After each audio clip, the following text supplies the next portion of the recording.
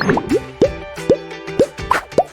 my name is Rika Chang. I'm a rising freshman and I'm going to Purdue University in Indiana. I'm going to be majoring in electrical engineering. So my journey first started with Girlstart when I was in 8th grade. My mom put me into one of the conferences with a couple of my friends. At that point in my life, I wasn't really sure of the whole engineering idea.